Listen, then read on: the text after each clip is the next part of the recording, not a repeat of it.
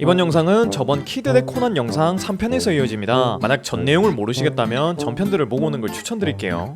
순간이동 사건이 있고 나서 수많은 시간이 지난 뒤 코난마저 키드의 존재를 서서히 잊어가고 있었습니다. 그 무렵 키드도 자신이 노릴만한 보석들을 찾고 있던 중 옆에 있던 오늘자 신문을 봤는데 뜬금없이 키드가 지로키치라는 인간의 금고를 노리고 있다 라는 도전장을 보냈다는 기사가 써져 있었죠. 전부터 이 지로키치 놈은 자신을 잡기 위해 수단 방법 안 가리고 도발하던 친구라 이번에도 또 어그로를 끈 거구나 라고 생각하며 개무시하려고 했습니다. 그런데 문득 자신이 지로키치한테 보냈다는 도전장을 다시 봤는데 그 도전장에 손을 빌려달라 라는 숨겨진 메시지가 적혀있는 걸 확인합니다. 키드는 처음엔 이것도 그 대머리가 자신을 꿰어내기 위해 수를 쓴 거라고 생각했습니다. 근데 생각을 해보면 굳이 자신을 끌어들이려고 그렇게 비밀 메시지를 써야 했을까? 라는 의문이 들었고 혹시나 싶어서 지로키치의 집에 변장해서 숨어 들어가 보기로 합니다. 때마침 지로키치가 최근 들어 사람들을 구인구직하고 있었고 키드는 뭔가 이번엔 여장을 하고 싶은 마음이 들어서 여자로 변장한 다음 하녀라는 신분으로 지로키치의 집에 숨어 들어갑니다. 그렇게 변장하에 들어간 다음 지로키치의 상황을 살펴봤고 이상한 점 몇 가지를 발견합니다. 우선 지로키치가 밥을 먹을 때 항상 혼자 방에 들어가서 밥을 먹었고 그리고 다 먹은 접시가 항상 2접시씩 없어진다는 것이 좀 이상했습니다. 그리고 혼자 지팡이를 들고 비밀 금고가 있는 곳에 들어가서는 혼잣말을 중얼거리다가 나오시곤 했죠. 또 가장 중요한 건 맨날 이 할배를 따라다니는 루팡이란 개가 사라졌다는 것이 더 이상했습니다. 이 이상한 점들을 종합해본 결과 이 할아버지가 실수로 루팡이란 개가 금고에 들어가 버렸을 때 금고의 문을 닫아버렸고 그 금고의 문을 여는 방법은 루팡의 스카프에 적혀있어서 자신의 힘으론 이 금고를 열 수가 없으니 궤도의 힘을 빌려 이 금고의 문을 열려는 것 같았죠. 솔직히 키드 입장에서는 맨날 자신을 노리고 도발하는 이 영감탱이를 도와줘야 할 이유가 없지만 그래도 어느 정도 이 영감탱이하고 맨날 보석 가지고 싸워서 미운 정도 든 게 있고 이 강아지의 이름이 명탐정인 홈즈에 비견되는 대도둑 루팡이란 점도 마음에 걸려서 이번만 도와주기로 합니다. 그렇게 이 할아버지를 돕기로 결정한 다음날 신문에 뜬 키드의 도전장 관련 기사 때문에 지로키치의 집으로 코난과 유명한 일행들이 찾아왔습니다. 원래라면 코난은 키드에게 방해되는 인물일 테지만 아마 코난은 이번 키드의 도전장이 뭔가 이상할 거라고 생각했을 거고 이 사건의 진상을 추리하게 되면 키드 본인을 도울 거라고 생각해서 이번엔 그닥 신경이 안 쓰였습니다. 이렇게 모든 경찰들이 모였을 때 하녀로 변장한 키드는 지로키치에게 손을 빌려달라고 말씀하셨는데 뭘 말하는 거냐 라고 물어봤고 지로키치는 굉장히 당황하며 생각해보니 그랬다 라고 말하고는 키드를 다른 방으로 데리고 왔습니다. 키드는 지로키치와 독대하며 지금까지의 상황에 대해서 들었고 그 상황을 다 듣고는 루팡이란 개를 구하기 위해 지로키치에게 작전을 짜줬습니다. 지로키치는 키드의 작전대로 집안에 있는 모든 경찰들을 유인해서 밖으로 빼내줬고 키드는 그 덕분에 편하게 금고를 해제할 수 있게 됐습니다. 그 금고를 해제하는 동안 모든 진상을 알게 된 코난이 근처로 왔고 키드가 금고 해제하는 모습을 보게 됩니다. 이렇게 몇 분 뒤 키드는 금고를 해제했고 금고 안에 있던 루팡이 빠져나올 수 있게 됐죠. 키드는 강아지를 구해주고는 조금 뒤 경찰들이 다시 들이닥칠 수도 있으니 코난에게 가보겠다고 말하고 그 자리를 빠져나갔고 코난은 이번엔 좋은 일을 한 키드를 그냥 보내줬습니다. 이제 이렇게 키드가 지로키치를 도와줬으니 지로키치는 더 이상 키드를 도발하지 않고 살아갈 바로 키드를 도발하기 위해 새로운 보물을 가지고 옵니다. 배은망덕한 할배네요. 그 보물은 몇만 년 전에 식물 종자가 들어있는 기린의 뿔이라는 것이었고 그 기린의 뿔이 지로키치의 수중에 들어온 지 일주일 만에 키드는 예고장을 보내게 됩니다. 예고장도 보냈으니 키드는 이번에 기린의 뿔을 가져가기 위한 트릭을 짰죠. 그 트릭은 모스키토 사운드를 이용한 것으로 사람이 20살이 넘어가면 점점 청력이 감퇴되어 어린이들이 들을 수 있는 소리를 못 듣게 되는 경우가 생깁니다. 키드는 이 트릭을 이용하여 기린의 뿔을 훔치기로 결심했고 이 트릭을 위해서 사건 관계자 중에 코난과 탐정단을 제외한 사람들 중에 어리거나 젊은 사람이 있어서는 안 됐습니다. 그래서 예고장에는 지로키치가 탐정단 친구들을 부르게끔 적어놨고 이 키드와 지로키치의 대결을 취재하러 오는 방송국 사람들 중 젊은 사람이 참여할 수 없게끔 조작을 해놨죠. 그 덕분에 키드가 예고한 날이 됐을 때 사건 현장은 탐정단을 제외하고 전부 베테랑들만 와 있었습니다. 모든 것이 자신의 설계대로 된 키드는 나카모리 경무로 변장한 다음 모두의 앞에 나타났습니다. 그리고 때를 기다리다가 정전이 됐을 때 기린의 뿔을 훔치고는 자신의 유일한 방해물인 코난을 전기 충격기로 기절시켰죠. 이렇게 한바탕 휩쓸고 한 뒤 불이 켜졌고 키드는 코난이 기절한 걸 보고 놀란 척을 했습니다. 그리고는 코난이 기절했으니 빨리 병원에 데려가야 한다고 말을 했죠. 사실 키드는 코난을 병원에 데려다준 척하며 코난의 후드 모자에 숨겨둔 기린의 뿔을 가져가려고 했었습니다. 근데 비가 오는 바람에 밖으로 가는 길이 막혀버렸단 말을 듣게 됐죠. 이번에야말로 완벽히 보물을 훔칠 수 있는 기회였는데 아쉽게 도망가는 게 실패해버렸고 별 수 없이 키드는 어떻게든 길이 복구될 때까지 존버하다가 튀어버릴 생각을 했습니다. 그런데 길이 복구되는 사이 코난은 깨어나 버렸고 키드가 어떻게 기린의 뿔을 훔쳤는지 그리고 지금 키드가 누구로 변장했는지도 알아내버렸습니다. 키드는 역시 저 탐정놈이 깨어나기 전에 모든 걸 해치웠어야 했는데 라고 생각했습니다. 하지만 이대로 쉽게 잡힐 키드가 아니었으니 키드는 순식간에 방해 조명을 꺼뜨리고 바닥을 뚫어버렸습니다. 그렇게 바닥 아래로 탐정단 중 뭉치를 떨어뜨렸고 그 사이 키드는 뭉치로 변장을 했죠. 사실 이번 사건 내내 탐정단 애들이 키드는 어린애로 변장을 못하니까 여기서 믿을만한 사람은 지들밖에 없다 라는 식으로 말했던 게 은근히 긁혔어서 이번에 어린아이인 뭉치로 변장했던 거였습니다. 아무튼 이렇게 뭉치로 변장했던 키드는 거기 있던 사람들이 엉뚱한 곳으로 쫓아가게끔 만들었고, 그렇게 아무도 없는 사이 탈출하려고 했는데 코난만이 남아서 키드의 정체를 밝혀줬습니다. 키드는 어차피 기린의 뿔이 자신이 찾던 보물이 아니기도 했으니 기린의 뿔을 놔두고 가겠다고 하며 그 자리를 벗어나려고 했는데, 떠나는 키드에게 코난이 살인슛을 등에다가 꼽아버렸습니다. 키드는 살짝 아프긴 했는데 저놈이 진짜 맘먹고 찼으면 축구공이 자신의 몸을 관통했을 거라 아마 이번엔 그냥 위험용으로 찼던 거라고 생각했습니다. 아무튼 이렇게 공 한 대 맞고 경찰 복장으로 바꾼 뒤 이 자리를 벗어나려고 했는데, 이상하리만큼 오늘따라 경찰들이 변장한 키드를 잘 알아봤고 왜 이런 거지? 라고 생각하다가 혹시나 싶어가지고 자신의 등을 살펴봤는데 자신의 등에는 키드 카드가 붙어 있었습니다. 키드는 분명 이거 그 명탐정놈이 했다고 생각했고 빠르게 그 키드 카드를 뗀 다음 어떻게든 그 현장을 잘 벗어나게 됩니다. 이런 일이 있고 나서 며칠 뒤 키드는 자신의 어머니인 팬텀 레이디에게 한 가지 부탁을 받게 됩니다. 지금 일본에는 사카모토 료마의 이름을 써서 부당한 이익을 취하는 파렴치한 인간들이 있고 그 인간들을 처리해라는 부탁이었죠. 키드는 이게 무슨 말인가 싶어서 알아보니 에도 막부 시절 료마라는 사람이 있었고 이 사람이 여러 물건들을 남겼는데 이 물건들을 전시하는 료마전이 있다고 합니다. 근데 그 료마전을 연 사람이 일부러 경비를 허술하게 하여 전시했던 료마의 보물들을 자주 도둑맞았다고 합니다. 근데 사실 그 도둑맞은 보물들은 진품이 아닌 짭이었고, 이 료마전을 연 사람은 사실 이 료마의 가짜 보물들을 공장처럼 찍어내서 가지고 있었다고 합니다. 그래서 이 가짜 료마의 보물들을 도둑맞은 다음 그 도둑맞은 보물을 진품인 것처럼 암시장에다가 팔아넘겼고, 그 가짜 보물을 산 사람은 그것이 가짜인 걸 알아도 도둑맞은 보물을 몰래 샀다고 경찰에게 알릴 수 없으니 가짜를 판 사람만 이득을 보는 그런 상황이었습니다. 그래서 키드는 이 말 같지도 않은 일을 해결하기 위해 이번에 색다른 방법을 쓰기로 했습니다. 키드는 경찰들에게 이번엔 도둑맞은 료마의 보물을 돌려주러 가겠다 라는 메시지를 적은 예고장을 보낸 거였죠. 키드는 이렇게 예고장을 보낸 뒤 물건들을 돌려줄 트릭을 짰고, 이번에 자신의 트릭을 성공하기 위해서는 비가 와야 해서 비가 올 때까지 기다렸습니다. 그렇게 하루 이틀이 지나 날씨가 흐려진 날이 왔고, 그 흐려진 다음 날은 무조건 비가 오는 날이 됐습니다. 그때가 돼서야 키드는 내일 물건을 돌려주러 오겠다 라고 적힌 예고장을 남겼습니다. 그렇게 비 오는 날이 오기 전 키드는 료마전을 연 사기꾼의 공장에 있는 모조품들을 여러 개 훔쳐갔습니다. 이 모조품들을 그 료마전에서 보여줘가지고는 그 사기꾼의 행각을 밝혀버릴 생각이었죠. 그렇게 비가 오는 날이 왔고 키드는 뚱뚱한 사람을 변장하여 배에다가 자신이 가져온 수많은 모조품들을 넣어놨습니다. 그 상태로 전시회에 온 키드는 혹시나 자신을 방해할 그 탐정놈이 있나 싶어서 찾아봤는데 역시나 그 탐정놈이 있었습니다. 그 탐정놈은 뭔가 키드가 어떻게 이곳에다가 훔친 물건을 돌려주러 올 건지 골똘히 생각하는 것 같았고, 그렇게 생각을 하며 화장실로 들어가는 것 같았습니다. 키드는 이번엔 자신이 좋은 일을 하는 거라 저 탐정놈이 방해를 안 했으면 좋겠어서 몰래 화장실로 따라간 다음 코난 옆자리 칸에 들어갔습니다. 그리고 나서는 코난에게 이번 일은 방해하지 말라고 일러뒀죠. 키드가 그렇게 말했더니 코난이 뭔가를 대답하려는 것 같았지만 키드는 듣지 않고 화장실을 빠져나갔고 슬슬 이 가짜 전시회를 끝내버려야겠다고 생각했습니다. 키드는 사람들이 충분히 모여들었을 때 군중 속에서 화려하게 등장한 다음 사람들 앞에서 이 전시회를 세탁해야겠다고, 근데 세탁을 하려면 물이 필요하다고 말하면서 스프링쿨러를 작동시켰습니다. 그렇게 전시회 전체에 스프링쿨러가 작동됐고 스프링쿨러에서 나온 물 때문에 전시회는 물 한 개로 가득 차버렸죠. 그렇게 물 한 개가 생기며 사람들이 혼란스러울 때 키드는 자신이 가지고 온 모조품들을 관람객들의 몸에 둘러놨습니다. 그리고 전시대 항아리에도 온갖 가짜 보물들을 넣어놓고는 그 사기꾼 놈들을 고발하는 키드 카드들을 두고 갔죠. 아마 이 정도만 해놓으면 이 가짜 료마전을 연 사람들은 구속될 게 뻔했습니다. 이제 목적도 잃었으니 키드는 도망을 가려고 했는데 갑자기 코난이 변장한 키드를 붙잡아 세웠습니다. 이번에야말로 키드는 안 들킬 줄 알았는데 코난은 또 변장한 키드를 알아본 것 같았죠. 키드는 진절머리가 나서 코난에게 이번엔 날 경찰에 넘길 거냐 라고 물어봤더니 코난은 이번엔 료마를 봐서 넘어가주겠다고 말했습니다. 키드는 얘가 료마의 팬이었나 하는 생각을 했는데 알고 보니 코난의 엄마인 이하연이 옛날에 로마의 누나를 연기한 적이 있어서 그냥 봐주겠다고 한 거였죠. 뭔가 자신을 놓아주는 이유가 어이없긴 했는데 얘도 키드 보니처럼 엄마한테 꼼짝 못하는 거 보니 괜히 동질감이 느껴졌습니다. 그렇게 키드는 같이 엄마에게 꼼짝 못하는 동지를 놔두고 돌아갔죠. 오늘도 이렇게 4편을 마무리 짓고 다음 편에서 또 이어가 보겠습니다.